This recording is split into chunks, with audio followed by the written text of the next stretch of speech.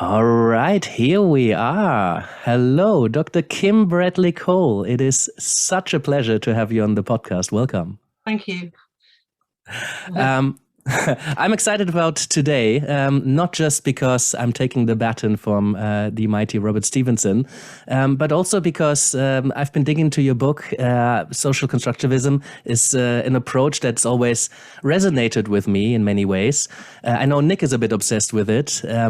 In the context of transformational coaching, there's so much potential in there, and I love the depth and the rigor that has gone into what you write and into your work in general. And I think it's just so valuable to coaches who try to understand change and how people operate in the world, how the mind works. And it is a revelation in terms of how you view people and their development and their growth for many people. I think for me it resonated a lot from the very beginning, but for other people it seems incredible how we can offer a different perspective on how people change and grow. And so that's why I think it's so relevant for coaches to be listening to this. And I thank you so much for the work that you've been put in. Your book is comprehensive, even as a guide to how to coach in general. There's so much in there that is very useful. So I'm happy to open up that space, get to know you a little bit more, maybe hear some stories from your coaching, and see how the constructivist approach can benefit the coaches out there. Yeah, that's brilliant. Thank you. So maybe you could start by telling us a little bit of your story. How did you get into the approach? What resonated with you, and how did you arrive at that in the context of coaching? Okay, so my journey is, like most people's journeys, quite winding and quite long in life. So I started. My first career was in marketing, and I worked for quite a number of large FMCG companies, leading their development of their brands. I worked in in market development and innovations more, so taking brands into new spaces. And then in 2005, I had an epiphany and decided that we were doing so much insight work in my role in innovations, and we were embedding ourselves in people's lives to try and understand how. So rather than just doing focus groups and doing the sort of standard qualitative approach in market research terms, we really did think that actually we wanted to ethnographically understand how people live and how we, from a brand perspective, could make our brands more salient to people and how we could evolve them and adapt them. Yeah, when you say ethnographically, could you just so actually, well, immerse yourself in people's lives. So not to so rather than just ask them direct questions, and this is one of the things that really opened my mind to the different ways of understanding the world, is that if you ask somebody a direct question, which do you prefer? What do you think of this? What do you think of that? What's your views on? Which is sort of standard questionnaire design. You will get back from them their learned social scripts. And because people, we basically live our lives largely through doing. We don't spend a lot of our lives reflecting on why we think or believe in the way that we do. But actually, even the very person that we have grown to become is largely something that is given to us by others. So the roles that we take on in life are things that we've maybe had small feedback on, because we all have an innate desire to belong. We want to find our place in the group. If somebody tells you that you're good at something and that person is someone in authority, then you might run with that. So if you're told at a young age that you are sporty or that you are artistic, then you might just find yourself running down that path and reinforcing those beliefs. So you get constructed.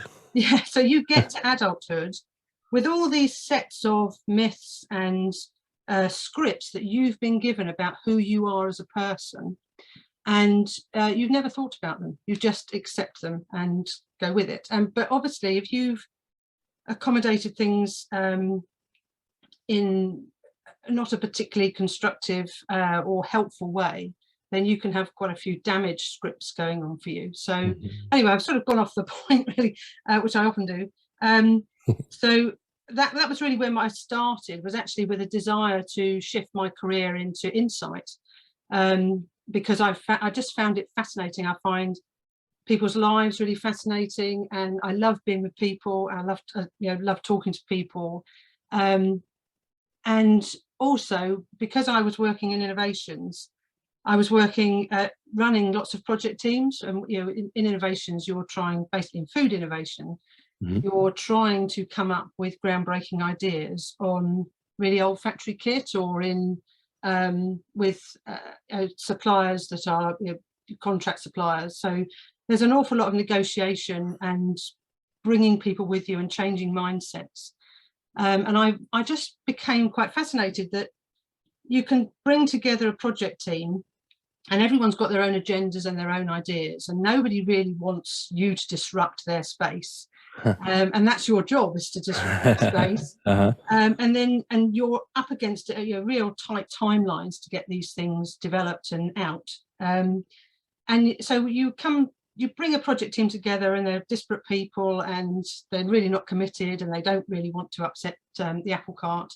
And then by the time you're about to launch your product, you've got the whole team, it's their baby. They've bought into it. So that psychological change for people started to become really interested in, and how we relate to each other, and what's meaningful to us in our lives and in our work, and how you can radically shift people's perspectives about themselves and about their roles in quite short spaces of time. So that was my epiphany. I thought, and when I came across this course at Royal Holloway, where I could convert my degree to a psychology degree by going and studying. So it was a conversion, postgraduate conversion diploma. So I thought, I want to do that. I'm going to go and do that for a year. So I went off to Royal Holloway, and from the day I landed on that course, I felt like I've come home. This is amazing what I'm learning. And what was the course called? So it's postgraduate diploma in psychology. So basically, to be a psychologist, you have to have the graduate basis for chartership from the BPS, which you get if you do an accredited psychology degree. Right. But so you can't just call yourself, you can't study any psychology course and call yourself a psychologist. You can't even study an undergraduate degree and call yourself a psychologist. Yeah. But in order to become a psychologist, you have to have this thing called graduate basis for chartership in order to go on to an accredited master's program. So, but anyway, I just went because I wanted a year of doing something differently, and a year of me, really. Yeah. Sorry. So it's really interesting just to kind of recap your journey. So you started with trying to figure out why people make decisions to buy products beyond the scripts and constructs, and really try to figure out what the person really wants and how they make decisions beyond those scripts. And then you started working with teams and how they start working together and really adopt a new sort of script. And that led you into psychology. So all of this psychology work that you've been doing was before you actually studied any of it. Yes. I mean, obviously I started coaching and mentoring. That a lot of my job was, I led a team, I recruited graduates. So my whole sort of corporate career was around mentoring and bringing people with me. And I got a lot of personal satisfaction from that. So then after I'd done my Royal Holloway course, I went and did a master's in occupational psychology, because I thought that would blend my corporate experience with my new discovery of the world of psychology. And I knew quite quickly that I was really situated within social psychology. That was what I really want and love, understanding how people operate within their social context. And I'm less interested in sticking things on their heads to see what's happening in their brains. And I'm interested in the whole person, and that sort of comes to explain why constructivism opened a door for me. So then after I'd done my master's, I went and back into the world of work, and I worked as a freelance consultant, occupational psychologist, and as a HR practitioner for a large corporate. And I ran a transformational change program it's a people change program for that organization. And then felt that my learning journey wasn't over. I got my chartership, became an occupational psychologist proper, and thought my journey wasn't over. And so went back to Reading University and did my PhD in leadership and organisational behaviour. Because when I was doing my conversion diploma, that was the first time that the work of Kelly was introduced to me through the repertory grid. And I think all of our group on that small course were like, wow, that has such powerful application to the world of work as a way of deconstructing how people think. Yeah. And so when I came to do my PhD, I used Kelly's work to do my research for my PhD, which was, sorry, are you going to say something? No. I was just, I think it's a really good time to dig into the work of George Kelly a little bit, because it is the foundation of a lot of what you've developed in the coaching space. Yes, and it would be a really good foundation to draw it out a little bit, the social constructionism also versus personal constructivism. And you mentioned ontology and epistemology, which are terms that usually have a strong reaction with a lot of people, because that's where we get really academic, when really it's important to understand what is the foundation of what we're applying here. It's about how do we know things, what is the nature of being. So if you could, I love the nod as an existentialist to the phenomenologists, even after all these years, Husserl and Heidegger, for example. So if you could talk a little bit in the most tangible way as possible to draw out the foundation of where this is coming from and why it's important that we're clear on what the foundation is. Yes, I think people do get quite nervous or worried about these terms, ontology and epistemology, where they're actually quite simple. And I think it's just with some academics, they like to use large words which are not helpful to people in sort of general life. And so ontology really just means what do you believe the nature of the world is? So a positivist, as in somebody who is an empiricist ideal, so they believe that there is one fixed world out there. We live in one fixed world that we can see, we can touch, we can understand. And my experience of that world will be exactly the same as your experience of that world, because that world exists in its own right as a static or real thing.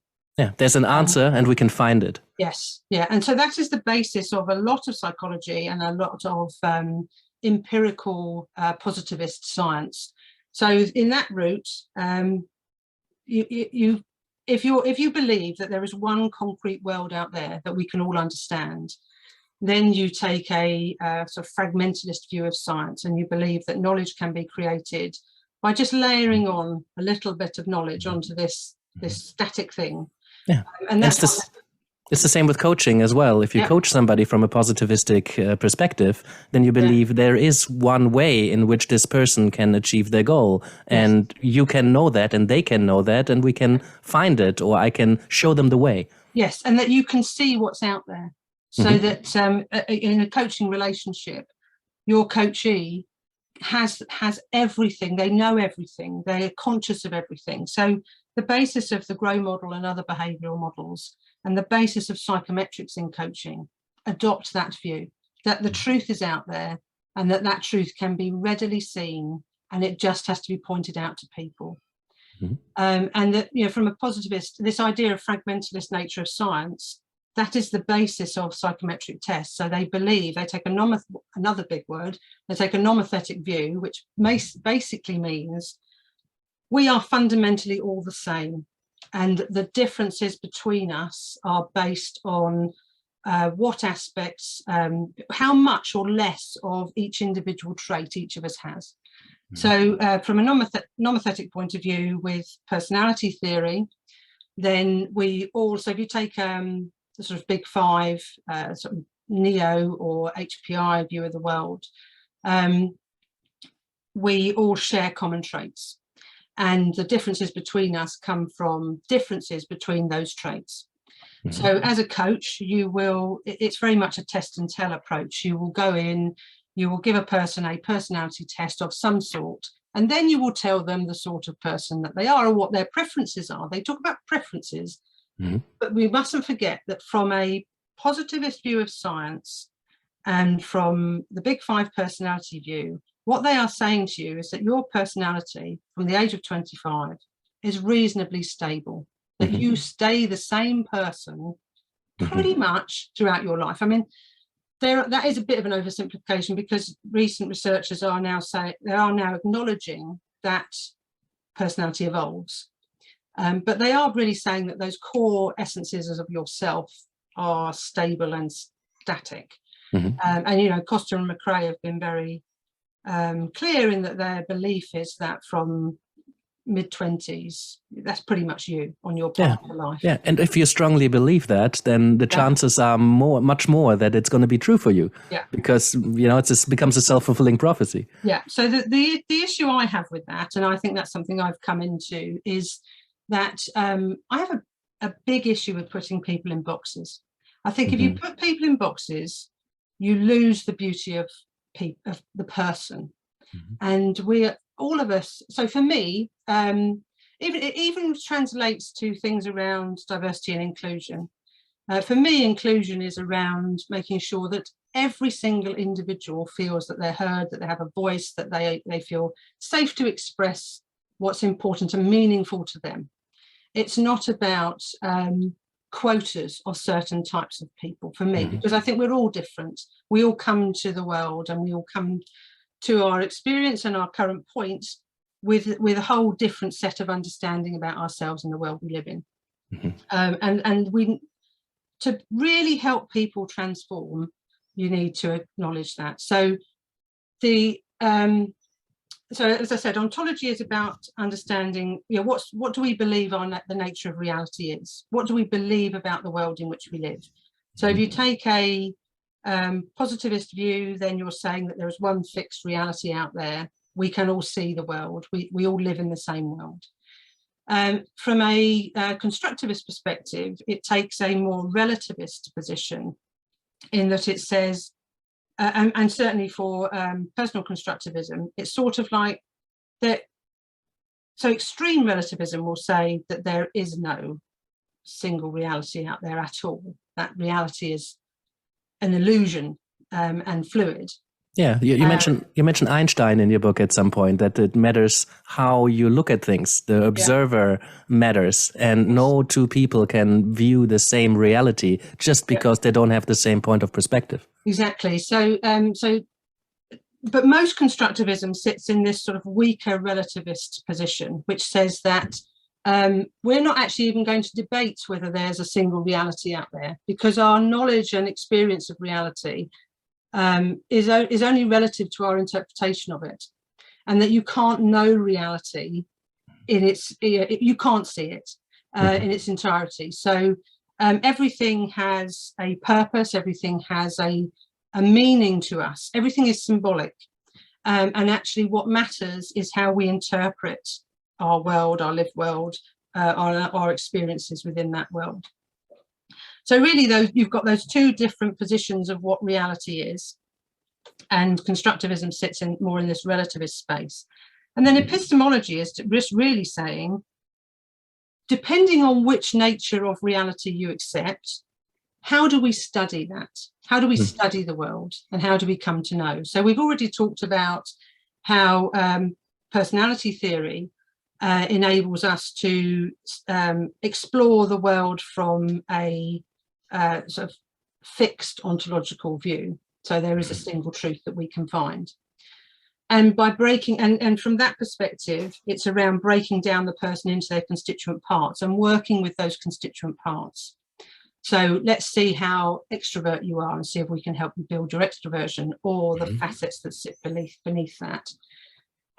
And we are, and whereas constructivism, sitting in the relativist side, says, no, you have to work with the whole person. The whole person exists in their lived world. So you can't divorce the person from their context.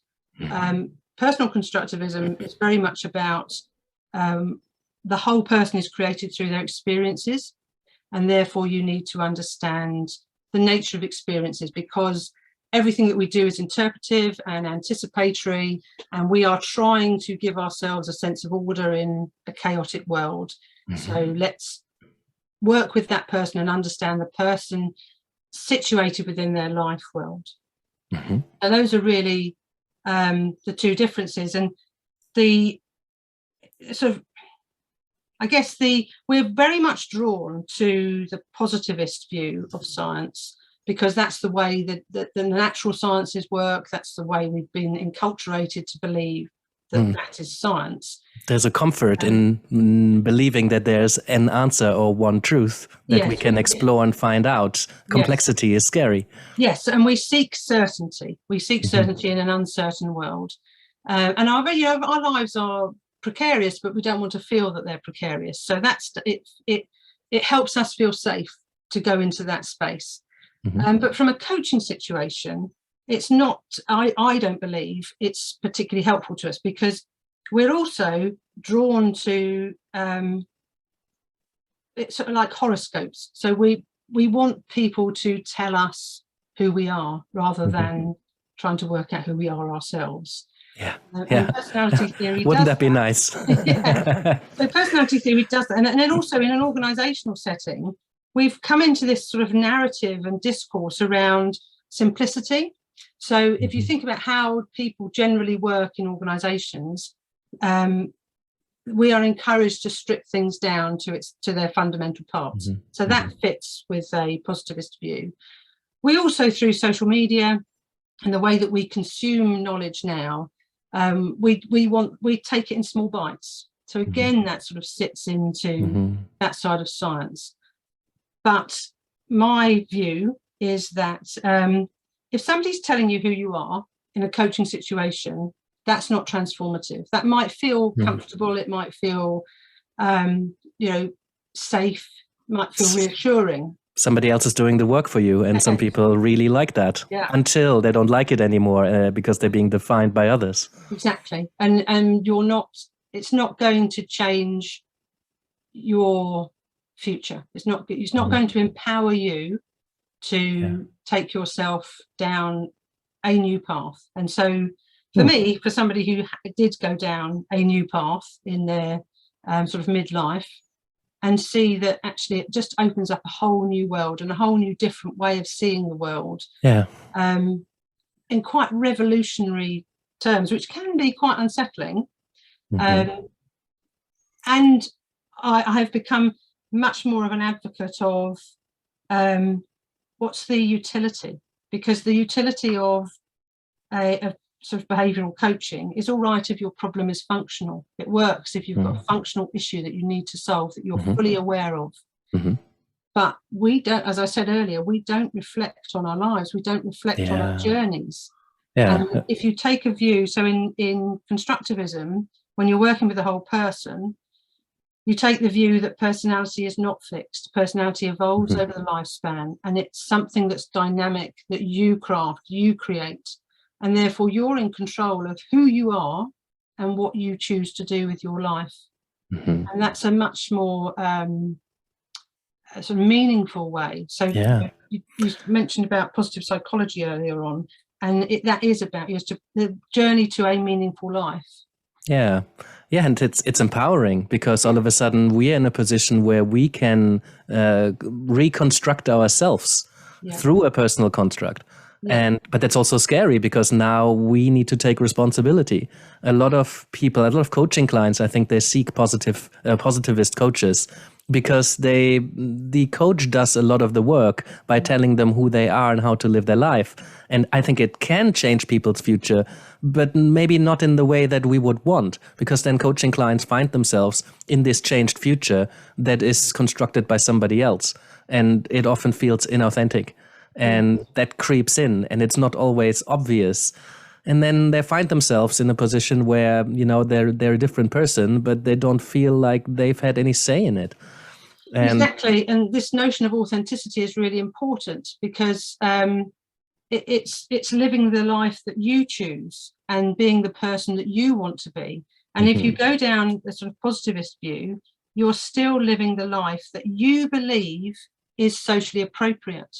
So it's the, so you may be conformed to ideas if you're in an organizational setting of what makes a great leader and you want to improve your leadership skills without really understanding that from all the research I've done around leadership and around authenticity at work, the fundamental things that matter to people at work is to feel that they are working with people who care about them and that they have strong personal connections with the people at work. So it's sort of feeling like you're amongst friends, and people who feel most fulfilled at work feel that they are amongst friends. Right. So they're not conforming to any form of, oh, a leader has to be this type of person. Yeah. And until you release yourself from those shackles, so that's one of the metaphors we use in the book, is around changing, moving out of a prison, the prison that all these rules and scripts have created for you, and releasing yourself and starting to see and create your own home. So moving from a prison setting into a home setting. And how would your home is an expression of you. What's that expression of you that you want to show the world? Because in a prison, you're living by other people's rules. It might feel safe because you're in an institution, and therefore you don't have to think about how you look after yourself, because everyone's telling you're being told every day what to do and how to do things and where to go and what time you do this, that and the other. But when you move into your home, that's your space. That's your space from which you go out into the world. And you are free to express yourself. And you're responsible for it. Yep, absolutely. And in any way that you want, in order that makes you feel that that's you. So that really is around, and this is what the power of constructivist thought is, the ability for you to identify the parts of yourself that really matter, that you want to keep, and the parts of yourself that somebody else has given you through your enculturation and your parenting and your schooling and all those other things. And what things of those aspects do you really feel that actually are dragging you down, or shackling you, or holding you back? And what a fascinating journey that is, to start digging those things up and exploring these. And some of them are conscious, some of them are unconscious, as you say. So this journey, this exploration of revealing how I've been constructing myself, how other people, the world around me has helped to construct myself, to get to the point where I feel I can make those decisions and reconstruct this, make some different decisions, figuring out what are my decisions, what's the life that I live for others. I can't help but think that this could be quite a therapeutic journey, but it could also be very much a coaching journey. So could you talk a little bit into that gray area, or what makes it coaching, and at what point does it become therapy? So it's coaching because you're dealing with functioning people, the normal people who are living their normal lives quite well, quite happily. There might be things that they feel that they're not doing quite as well as they could, or they might be having some relational issues that, I mean, obviously I'm an occupational psychologist, so most of the work that I do is either in the career space or around workspace or leadership or things. So they might feel that they've got some interpersonal issues going on with, or they're not very good, they're having struggles with influencing other people, or they're not finding their work fulfilling, those things. So they're aware of something's not right, but there is no clinical issue. So it's coaching because you're taking a normally functioning person and you're trying to improve their functioning, as opposed to taking somebody who is subnormally functioning and trying to get them back into a normalized space, which would be therapy. What you have to recognize, though, so there's two ways that you can be a constructivist coach, and certainly that's what we're trying to get forward in the book, is that you can buy into the philosophy and you can recognize the limitations of behavioral coaching, and you can say, actually, I want to work in a coaching space that is more transformative, that works with my coachees as individuals, that understands their life stories and helps them move forward. Or you can say, actually, I just want to have more flexible ways of working with my clients. So I'm interested in using the methods that constructivist approaches give me, but I don't want to buy into the philosophy. So really, you need to sort of work out where you sit first, really, and then move forward from that. And now I've lost my train of thought. Well, I would pick you up on the methods, because I think it's pretty clear why this is coaching and why this isn't therapy. And that was that the train of thought there? Yeah, no, that's what I was going to say. So right. You must be aware, if you're a coach working in this space, because you will be, because you'll be working with people's sort of pre-verbal emotional responses to things. You can different people will react differently to the surfacing of things that they hadn't thought about. So you can get very quickly to clinical boundaries. And so you must be at all times very aware of those clinical boundaries and aware of the space that you are qualified to work within. Could you give us an example on that? What started as a coaching engagement and then you hit one of those boundaries because something was revealed and there was a reaction? So I do quite a lot of coaching with women and with women at work. Women, the women I've worked with, a lot of them, they take on expectations in their social roles, and they carry quite a lot of burden and additional responsibilities, particularly around caring and trying to be perfect at work and perfect at home and things like that. So I would say, and this isn't exclusively to women, because I've had this with male clients as well, but I think the realization that I didn't realize I felt that way. It's, people can get quite upset and they can burst into tears. They can get quite angry with themselves, especially if they're living to this perfect script. The internalization of, I'm failing because I've got these things I hadn't thought about, and I should have thought about them. So it's really important as a coach in this space to be comfortable with silence, to allow the person the space to get upset, to take a break, to walk out. I mean, I've had people walk out of the room because they've been so upset. I do have to say that this is not like a common experience of everything. Yes. Generally people who go through this process find it really enlightening and really empowering and life affirming.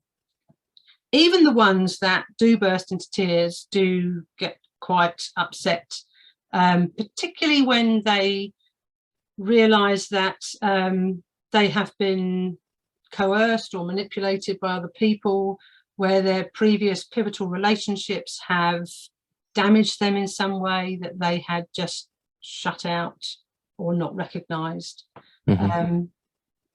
Or they feel that they've lost opportunities, particularly coming back to the sort of perfect script, that they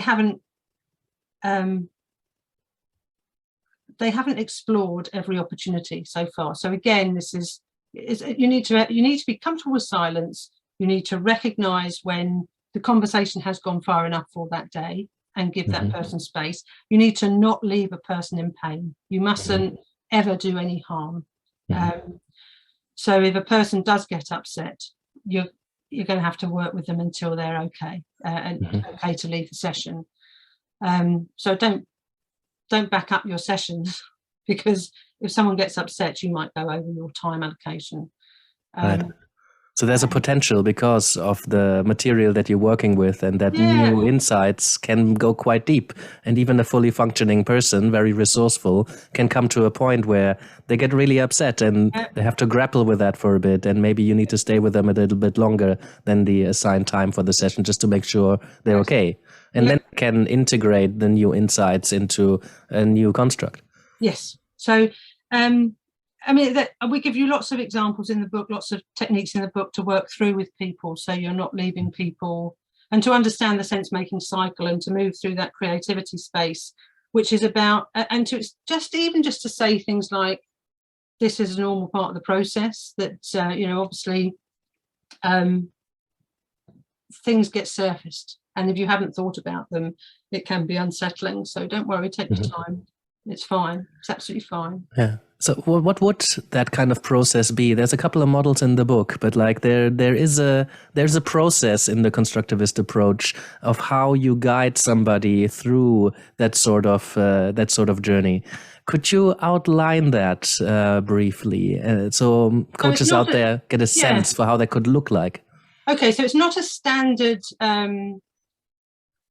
So I think, again, this is embracing the idea that each coaching journey that you have will be different. So you have a sort of a guide that you can follow, but it's not rigid. So you can't have a coaching session where let's like look at your goals, let's look at reality, let's look at the opportunity. You can't do that. But what we have done is develop a sense-making cycle for coaches to work through, which is based on the work of Kelly. And obviously Kelly's work comes in 2 very, very thick volumes. Yeah, very dense, very difficult to read. Exactly. And generally people spend more time focusing on the first volume, which is his complete stated theory of personality, which is what we touched on earlier, and how you can understand the whole person from this approach. But his volume 2 is much more about how he used personal constructivism in a therapeutic setting.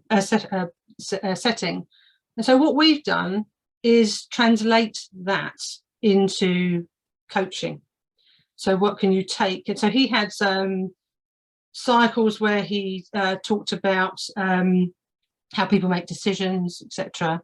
And we've really turned that into this sense-making cycle. So basically you start by working with so he talked about constructs, and a construct is basically just a schema of how you think about the world. And it's not the world in title, but how a construct is something that you hold in relation to something else. That can be an aspect of a person, an object, an event, anything that helps you understand that. And it's part of our associative map that we hold in our minds. So everything's sort of mental models and schemas.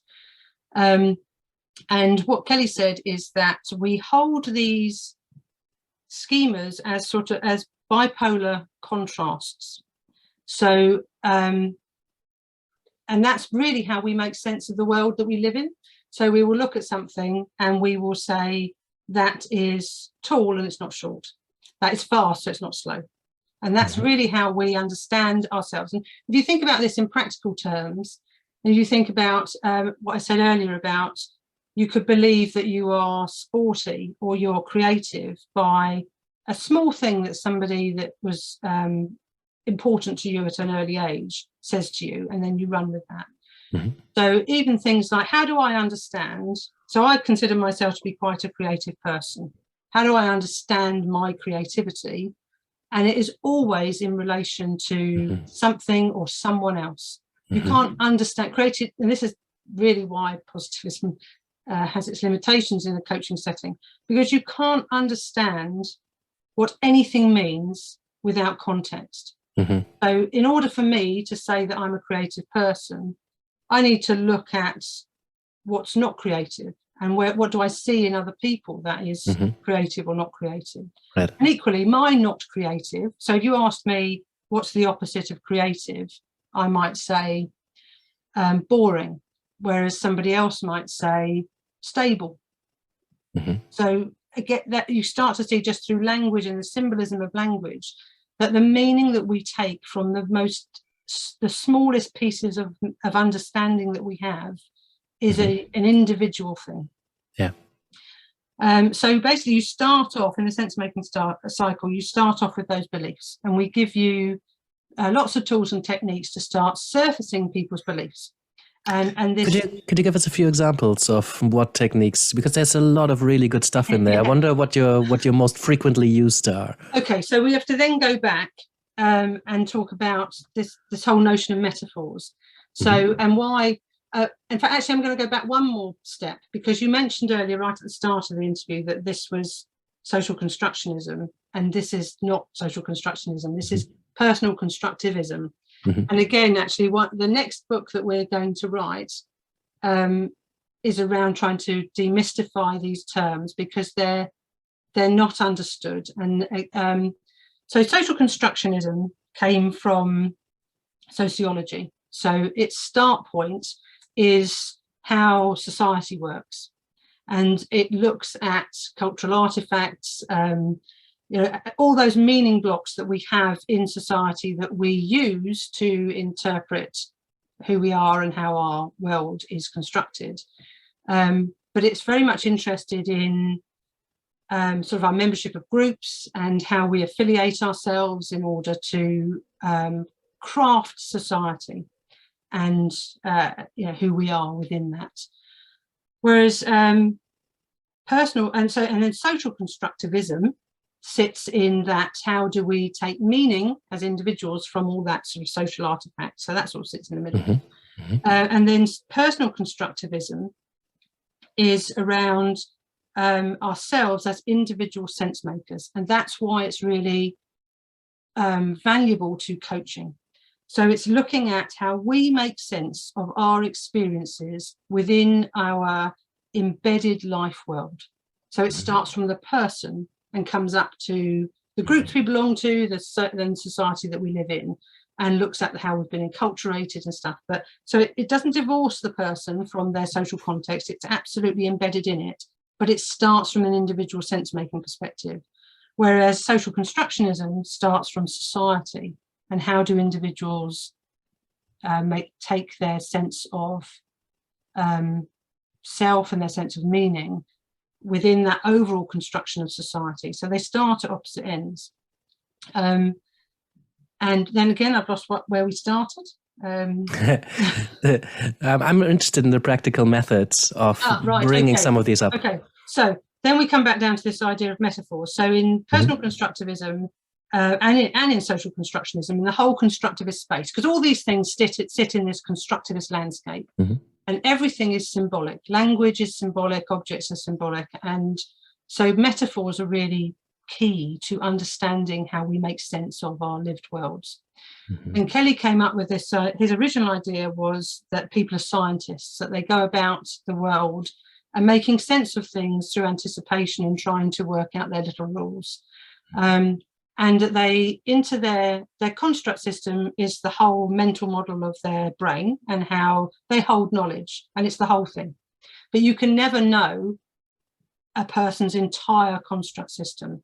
So in a coaching setting, you're looking, and in a research setting as well, but you're looking to explore relevant parts of that construct system, and that's all you can know is that point in time, that little part.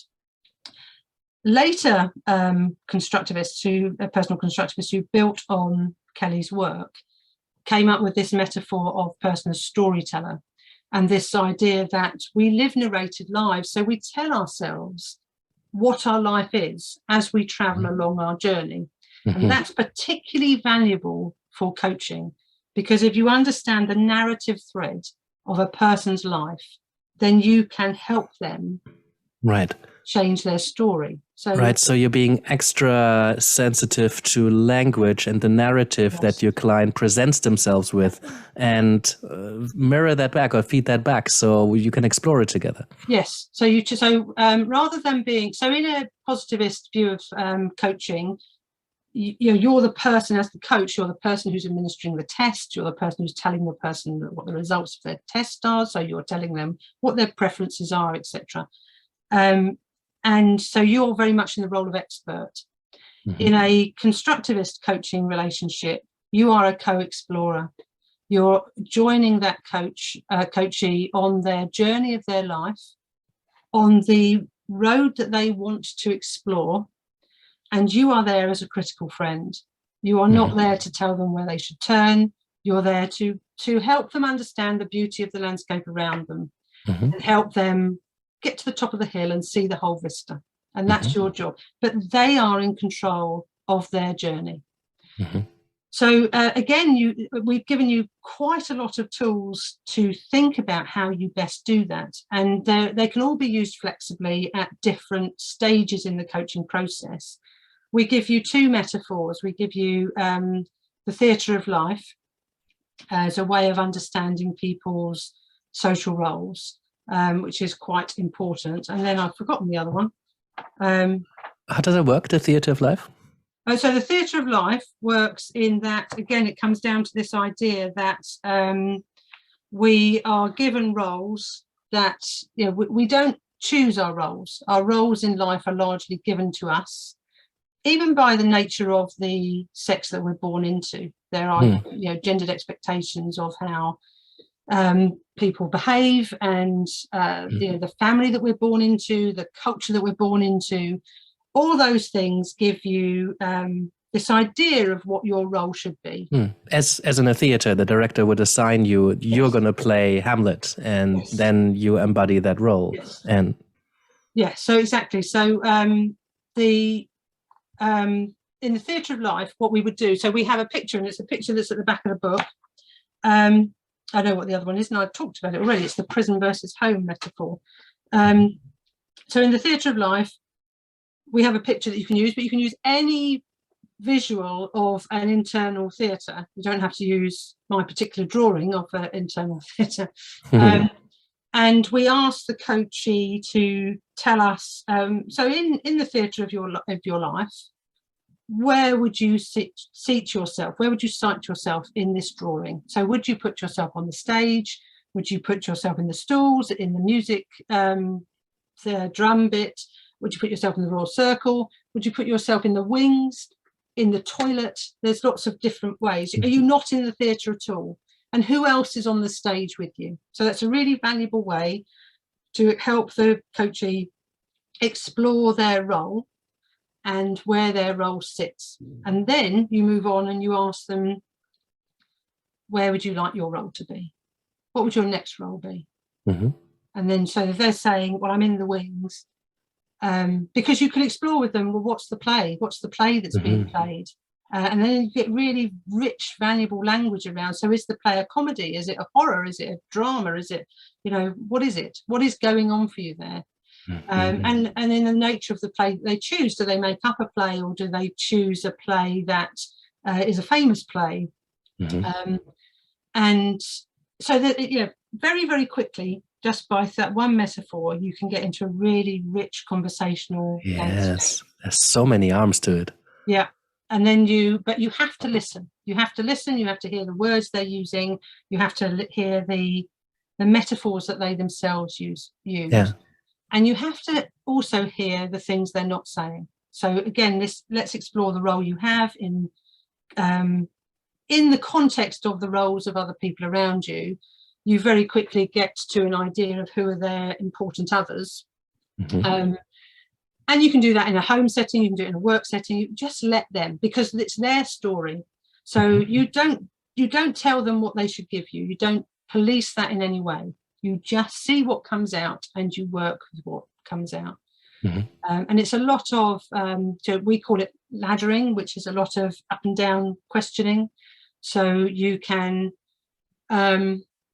really, and this is helping them explore the the sort of non-verbal, the emotional aspects of their life. So if they hold something, construct in their head or a belief in their head, but they don't really know where that belief came from or what that was about, and that's quite difficult then for them to change it, because is it just a universal truth? So you can try to help them get closer to those core beliefs by asking them just the simple question of, why is that important? Mm-hmm. What does that offer you? Mm-hmm. And then if you want to help them think about all the different contexts in which that belief is playing out for them, then you just say, could you give me an example of where that belief mattered to you? Mm-hmm. And can you give me another example? Mm-hmm.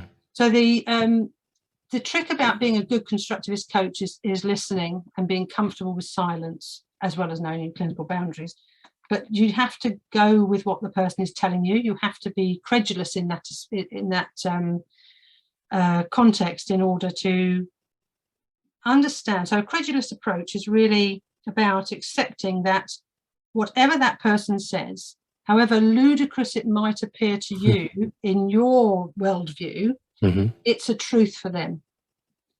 So you need to go with that truth and not censor it in any way, and just unpack it and work with it and try and understand it. And if they then get to a point where they feel that actually, no, they want to reframe it, then you're moving around the sense-making cycle, because you've worked with their beliefs. You can move around to the next stage, which is to let's explore some different ways of constructing that belief. Yeah. And then either through role play or by helping them go out into the world to experiment with new, more productive ways of thinking. They can go out and they can have a go. Yeah.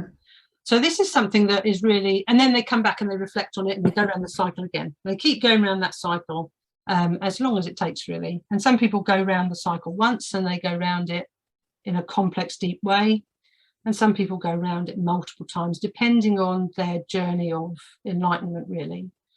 And what I found that particularly useful, I mean, I think in the book we show that this approach has applications and relevance to pretty much any coaching context you can think of. And I'll give an example of a person I worked with, just even from a business development perspective, as to how can I determine how to make my business resonate with potential customers. What do I want my business to be, and how can I be true to the values I want to set up for my business? So even just thinking through those things that seem quite cold and clinical, this approach has value, as well as, things I'm having issues at work. My manager is very difficult.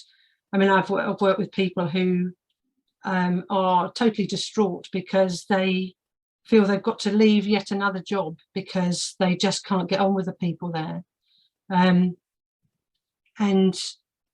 I don't see how a psychometric approach is going to help them solve that problem and solve them sort of what is it that's happening to them in their lived existence that is derailing them, and what can they do to change their outcomes. But isn't a personality type assessment just another way of shining light on the construct of themselves through the lens of personality? Well, it's not a light that they've turned on.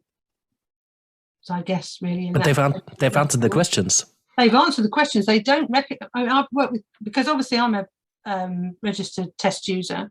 I don't use them anymore, to be fair, because I have failed to find them truly valuable. So they have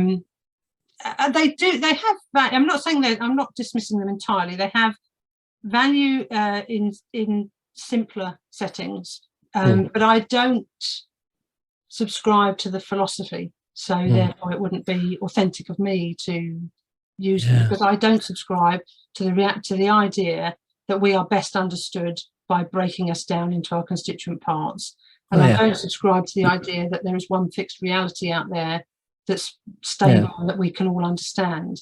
I think we're complex beings, And Oh, yeah. yeah, Very much so. And So, quite malleable. So I yeah, think it's very much depends on how we use any form of assessment yeah, or any form of structured approach to create some more awareness. Because if we take that to the starting point of a conversation, and then we're being curious about what do you make of this? You yeah, know, what surprised you?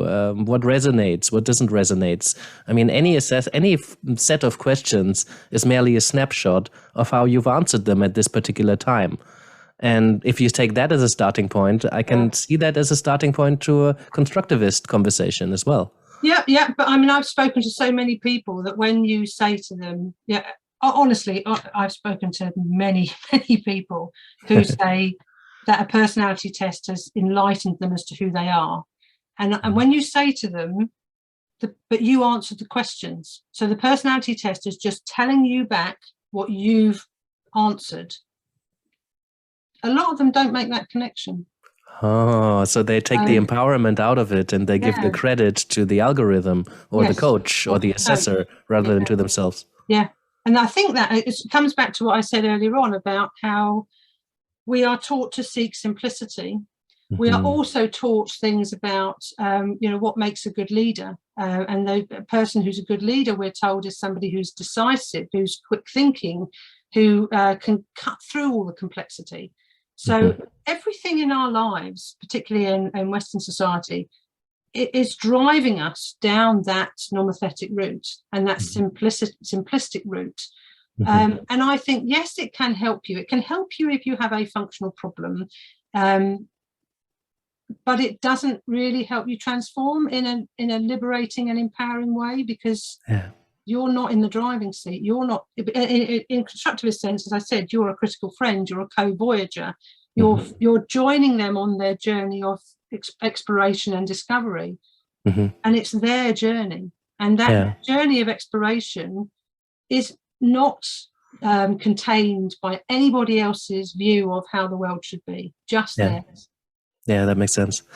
So to what extent are these personal constructs malleable? What are the limits of change and transformation from this perspective? So again, that depends upon the level at which the construct is held and whether it's more peripheral or more core. So we know just generally from attitude theory that most attitudes are weakly held and most attitudes are not reflective or reflected on at all. And therefore, we're really open to change at that level. And that's sort of the basis of marketing, really, that most of our thoughts and most of our decisions are habitually made. And therefore, we're also a lot more susceptible to social influence and to persuasion than we like to think we are. And I think you can see how social contagion takes off on social media. For example, masks and vaccines, they seem to be peripherally held, but then they seem to be so rigid as well. Yes, exactly. So, but we have an innate drive to belong. We want to feel that we have a purpose, that we're a purposeful person, that we have our place in the group, with group animals. So we want to know who we are, why we're here, what we're doing. But you just see it. So people drop a narrative in and you see it spread so quickly. So like now, one of the narratives I've been hearing this week is, in terms of the pandemic, well, we just need to get on with it. We just need to get on with it. And so many people are saying that. And that's come from media and media messaging. So, but actually we don't know. We don't know, because there is another variant in France. Again, this idea of let's not listen to experts. Where did that come Isn't it then tempting, at least sometimes, when you're the coach and you see an opportunity to influence someone for the better by introducing a narrative like this, rather than waiting for the person to create their own better narrative? Because it's a powerful position that you're in when you have this overview of what's happening in front of you with this client. That's exactly, and that's one of the nubs of the issues really in the approach, that you have to bracket everything that you think is right and true about the world. This is not your coaching process. This is not your journey. And no, you shouldn't be overlaying any. Your aim is, it's emic research. It's understanding how that person's living in their world, what's working for them, what's not working for them, from their perspective, and you're surfacing that so that you're enabling them to make decisions, their own decisions about themselves, about the person they want to be, and about their future direction. You're not telling them what's right and what's wrong, what's better and what's worse. You're not. They need to feel that they trust you. They need to have a rapport with you. So there's some sort of level of sharing. Then the need in sort of coaching to be seen as an equal. So anything that you do and how you present yourself as a coach that might make them feel that you're superior, that you're in a position of authority, you've got to be so much more conscious about. So how you dress to match them. So all your sort of own, and again, as a constructivist coach, you need to be much more aware of your own biases and work through them, and your own constructs, and your own insecurities. So you need to be quite self-aware, and think of, and question all the time, why do I think that? Why do I want that? And how do I make sure that doesn't come through? Smells like lots and lots of supervision. Yes. Yeah. Well, yeah. But then again, your supervisor has to, so it doesn't have to be supervision, but it does have to be lots of reflection and critical thinking and talking. So, I mean, I don't, I think what's more valuable in this space is a community, and obviously constructivist thinking is about communities of practice. That's how constructivist learning is all built around communities of practice. So at least having one other coaching friend who shares your view of the world that you can discuss things through with, so that you're always open and always flexible. I'm not too sure that I would feel uncomfortable if your supervisor had an unequal relationship with you. Yeah, because then they're the person in a position of authority. Yeah. So. Yeah, you want to meet your client from that perspective at eye level. Yes, and you want, if you've got somebody who you are sharing your experiences of that coaching session with, to try and get another perspective on, so which would be the classic supervisor role. You've got to feel on an equal footing with that person as well. You as a coach have to do that. Yeah. Because your journey as a coach is your journey. It's not anyone else's to shape. That's amazing. I think I'm going to take that as an amazing piece of last words. Thank you so much for this conversation. The book is packed with tools and maps, systems. There's so much in there. And in your book, you thank Megan, Matthew, and Max Bradley Cole for turning our work into practitioner tools. Are these members of your family then? Yeah. So these are my children. And basically what they did is they did the visuals. So they turned my hand drawings, client hand drawings, my sort of vague ideas into things that can be reproduced in the book. So the worksheets they did, the logo that they did, again, digitizing the images in the book, they did all that. So even just drawing the sense-making cycle, taking my hand sketch and turning it into something that can be printed in the book, they did all that. It's wonderful work. It really is a wellspring of practical application of the school of thought, that Kelly opened and that you've so wonderfully translated into language that we can understand without being academics. Yeah, that's great. Thank you so much for the work that you, your colleagues, your family have been doing. It's been amazing to talk to you. And thank you so much for being on the podcast. Thank you. Thank you for asking me. Anything else you want to tell coaches out there? Just really, obviously read the book. Do approach me, find me quite quickly on LinkedIn. Do approach me if you've got any other questions, or if you want any sort of physical copies of the worksheets, then just reach out to me either through my Winchester email or through LinkedIn, and let's talk. But I do think it's around just seeing the beauty in people and the beauty in life, and the real pleasure in life is through our social connections. So let's not reduce people down. Let's elaborate. Let's understand people in all their individuality and all their complexity. Lovely words. Kim Brett Nicole, thank you very much. Thank you.